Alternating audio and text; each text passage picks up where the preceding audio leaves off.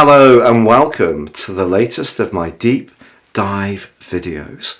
Today I'm going to explore the journey of the glorious Venus that makes its way through the sign of Aries from the 20th of February from 7:56 a.m. Universal Central Time through to the 16th of March.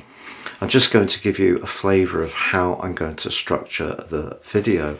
What does Venus represent? That's the first thing I'll look into with you. Then I'm going to share what Venus in Aries is like.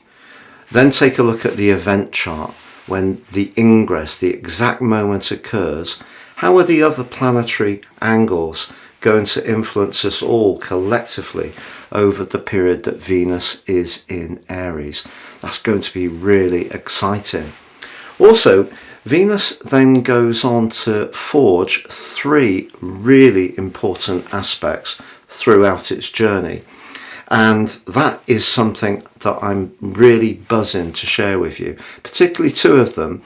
Actually, the final one is a lot more challenging, but that's the interesting thing about our development around each planetary transition. We can learn lessons, and I think there is a particularly pertinent aspect that concludes its journey in quite a fated way.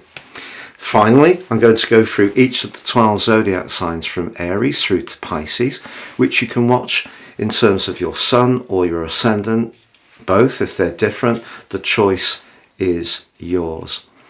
If you're a returning viewer, thank you so much for joining me once more. If you're new to us, this is very much a community. Please comment and interact. I answer everyone. And like and subscribe. You can download my free Venus booklet by clicking on the link beneath this video. So let's first of all explore some of the archetypes of Venus herself. We often see her shining luminously in the sky where we live, as there's virtually no street lighting, and it's truly awe-inspiring. Venus governs two zodiac signs, so is the sole domiciliary planet of Taurus and also Libra. Taurus, as you know, is an earth sign, but it's also in its quality fixed, so it likes a degree of continuity, security and stability. Venus, I feel, informs that a lot. Venus also brings Taurus's sensuality, appreciation of calorific goodies, a love of the good things in life, and anything to do with making, you know, whether it's pottery or sculpture, painting, home crafts, especially with the earth sign of Taurus, because that appreciates something that's tangible and we can see. Now, Venus's influence over Libra is much more to do with balance. So it likes a degree of diplomacy in its interactions. It presents itself in a very gracious way. So very good for people who are involved in some kind of public facing role, who cultivate a good impression. But Venus in Libra can be to do with fashion as well, I feel. And that graciousness often sees that energy feeding into an appreciation of the performing arts, or a very stylish selection of clothes or even furnishings. Also, of course, Venus in Libra, very much about relating. So whether it's Venus itself or 7th house energy or the descendant, this is where we connect to others. So Venus's influence in the sign of Taurus and Libra really sees it as the planet of beauty, the planet of fortune. It's the lesser benefic in traditional astrology, the greater benefic being her father Jupiter, and the fact that they're coming together in the sign of Aries at the end of February, the start of March, is a real opportunity for sure. Now, in the sign of Aries, Venus is in detriment. This is because Aries is a fire sign. It's governed in its sole domiciliary planet by Mars. So it's hot, impetuous, but initiating. It's getting on the front foot, but of course Aries is opposite to Libra, so that is why Venus is detrimented here. Now, I actually really like working with clients on a one-to-one basis who have Venus in Aries, because I feel that confers on people a drive to go for what they desire. The key is if Venus is afflicted, so that could make someone rather self-centered in Aries, very focused on getting what they want and not being too bothered on how that impacts on anyone else. But the enthusiasm of Venus in Aries can give people that spark that chases the person that may have captured their imagination, but it can be a little bit impulsive. Therefore, when Venus is going through Aries, there is a higher potential for relationships to kind of burn out quite quickly, but I don't feel that's a given. I'd also like to just explore with you the rotation of Venus through all the zodiac signs. So if you like, moving into Aries is the start of a new journey. So its passage through the sign of Pisces, where it's exalted, has included that glorious conjunction with Neptune on the 15th of February, but also a sextile with Pluto on the 19th, the day before she moves into the sign of Aries. So those are two very powerful events, but they had to coexist with the Sun's conjunction with Saturn, which is a crunch tackle of reality, both in terms of energy, but also of how we think about our future and our relationships in the future. And because Pisces can be very much to do with endings, the end of the cycle, the zoological cycle, then I think for some people, the movement of Venus into Aries could be a chance to put an old relationship behind them, or to reinvigorate an existing relationship after a period of deep reflection. Or it could be that if you're single, you could get a lot more desire going to get the type of relationships, all types of relationships, that you really want. So I feel it's important to understand the archetypes of Venus, what she represents. It's not just about relating, it is about money. So in the sign of Aries, it could be that we have more passion to go for what we need. And that's exciting. Now, I mentioned to you before that Venus is going to be forging 3 very important links. Now, as we get to the end of February and the start of March, on the 2nd of March, the exact conjunction occurs between Venus and her father, Jupiter. So they're working collaboratively together in Aries, and that could bring a slice of fortune in lots of different ways. But especially if you're starting something new that could be creative, that could be quite dramatic, it could be a relationship, but from the 27th of February through to the 4th of March, within 3 degrees, exact the 2nd of March, that's a really impressive influence to look forward to. But also, Venus is sextile with Mars.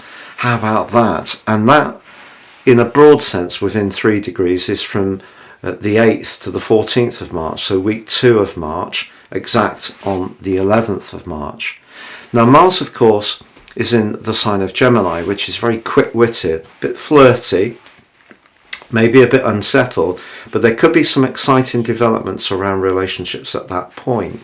But if you do meet somebody over the next 3 weeks, it's going to be tested in a massive way around about the 14th of March, because at that point Venus goes into a square with Pluto.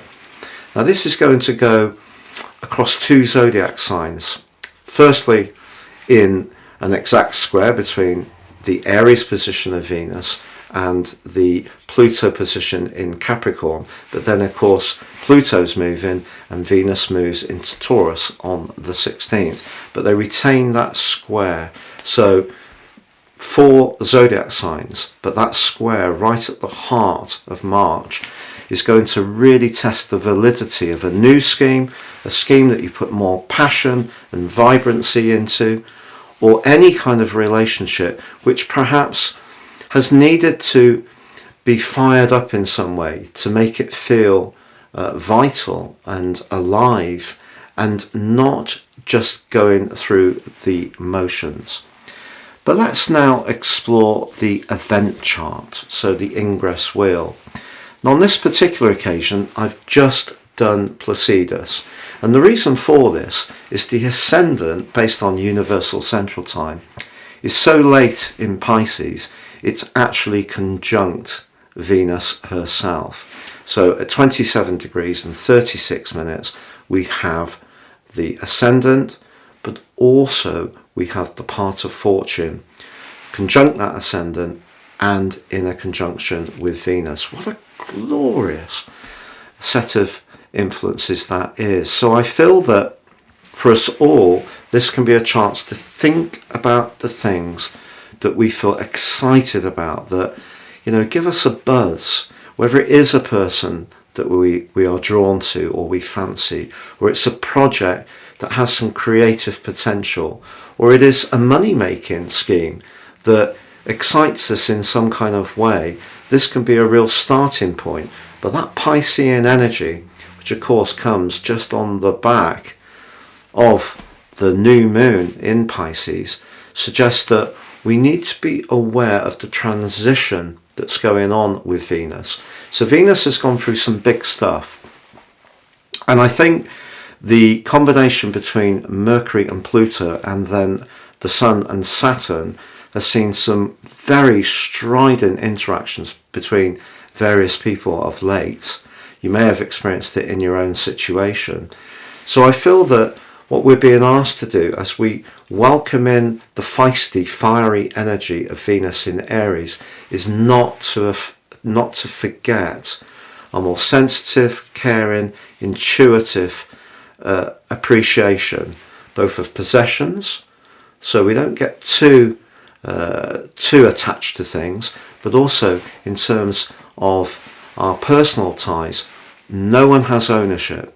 You know, it's an agreement that comes with common consensus on either side. So staying in touch with the more sensitive side of things, whilst welcoming it in, this new start, this new beginning, is vitally important.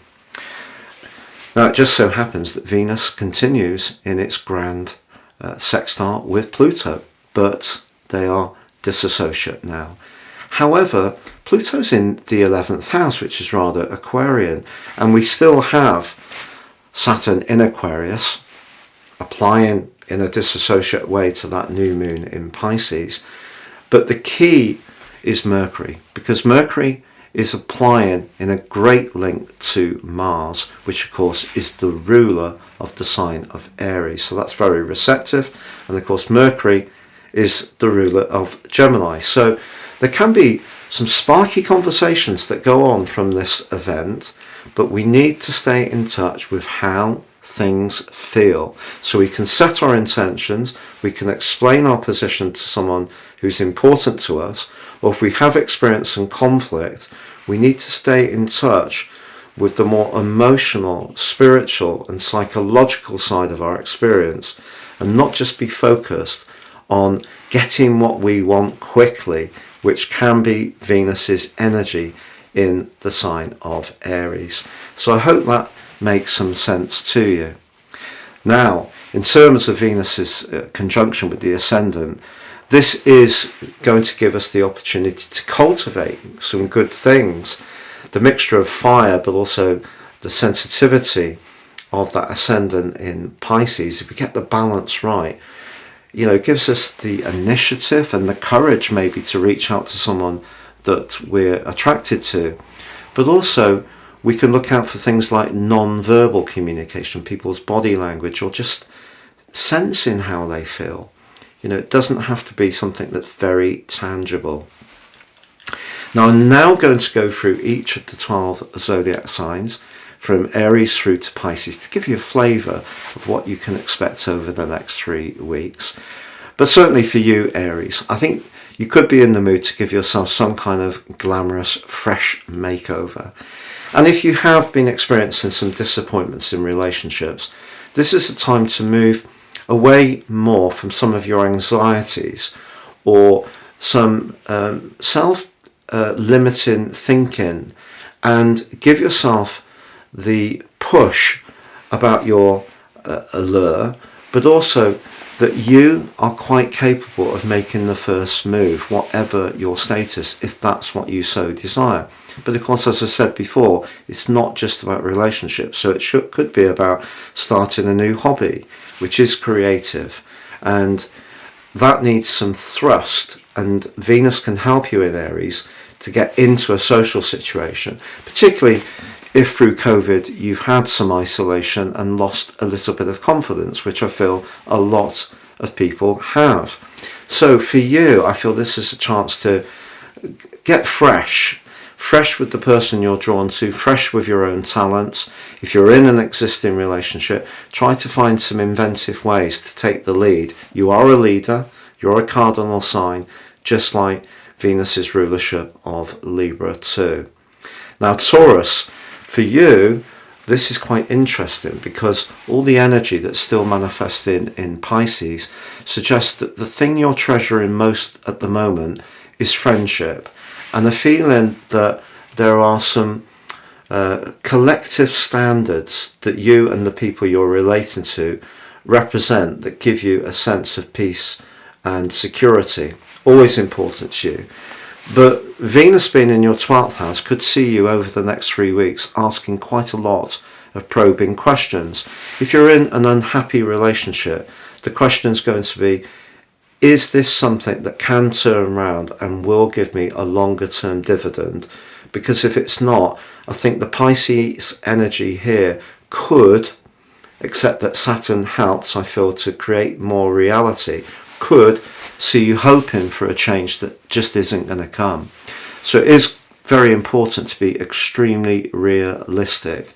Because Pluto's in your 9th house, which is to do with change, Pluto, but also adventures, new beginnings, but independence, I think that's actually really good for you. So if you do decide that you're going to go into a period of deep thinking about what to do, or you're already on the track to separate from something that's no longer serving your greater good, I think the big question to ask, or the big question that you need to fulfill, do you see what you've got at the moment as being vitally important to your future? If you don't, that answers your question. So Gemini, for you, Venus can have a glorious impact on your social life over the next few weeks. And if you are single, there could be someone you encounter when you mix and mingle. It could be a friend of a friend who really captures your imagination and makes your pulse race.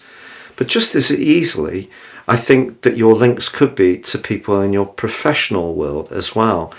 A case of who as much as what you know, but take it. You know, if an introduction pays off for you, it could turn out to be very providential indeed. Now Cancer, Venus for you is right high in the sky, your 10th solar house. Your ability to manage situations is absolutely awesome, but what you can just add if you're interacting with important and influential figures is just the way you can cultivate their respect for you is going to be turned up to max. Now, because of the 9th house energy that's still coming through this event in Pisces, that of course links into your water element.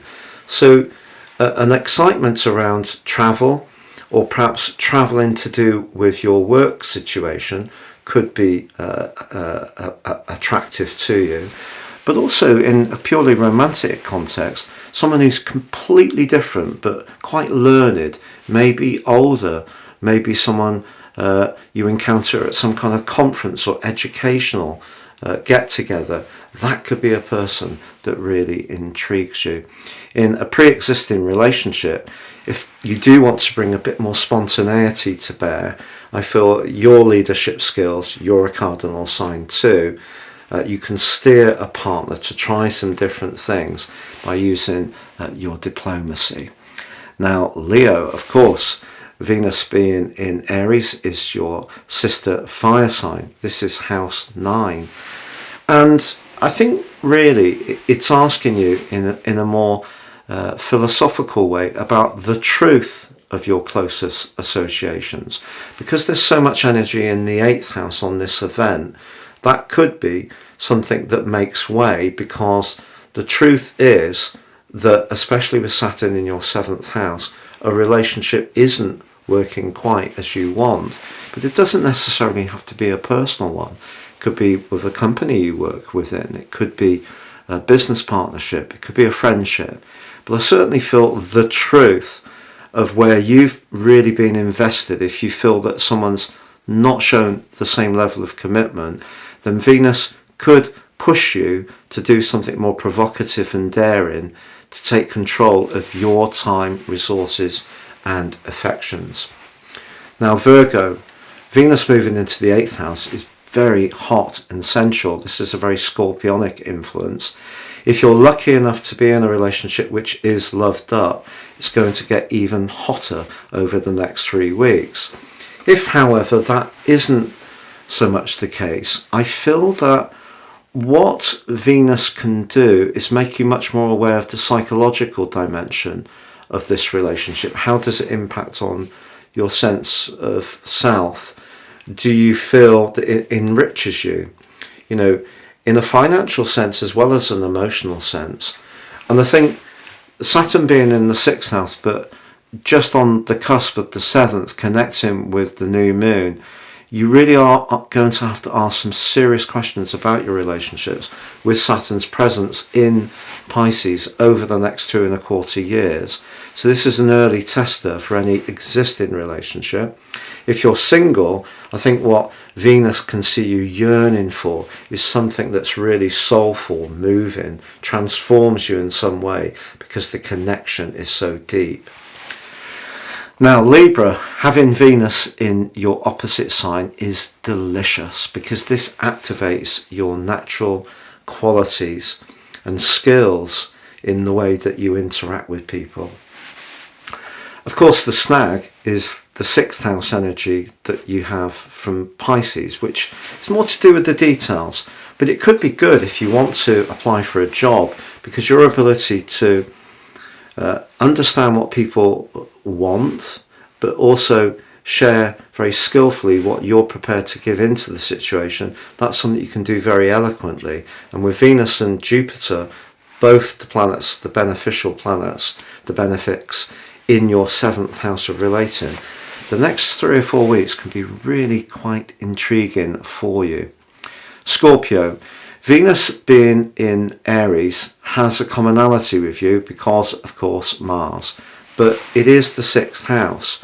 So the 5th house energy of the new moon is, yes, giving you a real platform to be more demonstrative, more affectionate, because Saturn's right at the end of Aquarius, has to feel right. But I feel that Venus is asking you to be a little bit sacrificing at times, find practical ways to look out for the person you're interested in. You know, even if it's just making a coffee for one of your colleagues that may be very busy at work, those kind of small relating gestures could actually be really appreciated. Sagittarius, having Venus in Aries, is superb, because this is the 5th house for you. This is romance. But of course, all that energy in Pisces is the 4th house of emotion, and Saturn right at the end of Aquarius has been asking you to really tell it as it is over the last couple of years. That may have worked very well for you. It may have cleared some deadwood from your immediate circle, or it could have seen some abrasion and tension with people you encounter in your everyday life, neighbours, siblings and so on. So although you have an opportunity to be very dazzling, alluring and sexy with Venus's help, I still feel the emotional side of things is what the planets are asking you in terms of the big picture to work on over the next couple of years. Capricorn, Venus being in Aries is great if you're presently reconstructing a property, a doer-upper as they are called. So if you're doing any kind of cosmetic improvements, redecorating. If you're in the southern hemisphere, doing some stuff in your outdoor space to make it more beautiful. I appreciate that you're getting more to the end of the summer season, but you can still do things that make your immediate environment, which is what the fourth house is about, more pleasing. So there's the clue. If you're not doing cosmetic stuff in the northern hemisphere, you can get great enjoyment spending time with close family members, people who really understand you at a soul level. Walking in nature, these are lovely things to do with Venus in Aries for you. But I think you're a cardinal sign like Aries. If there's something you want around making your home more secure, more attractive, more peaceful, then do it. Take the action to achieve it. Aquarius, you're an air sign, of course, so you're an arch communicator. So the fact that Mercury in your sign is linking brilliantly to Mars, the ruler of Aries, and this event occurs, and we have the connection between Venus and Jupiter at the end of February, the start of March, the great link between Venus and Mars in week 2 of March. I think some very important developments are going to unfold over the next 3 weeks. It could be around your work situation because so many of us are involved now in technology. So something to do with your ideas, your brilliance, your inventiveness, a website, a blog, maybe some technology you've developed, an app could gain more traction, or those can be areas that you can shine through just using, or you can encounter someone. A sparkling exchange is definitely possible.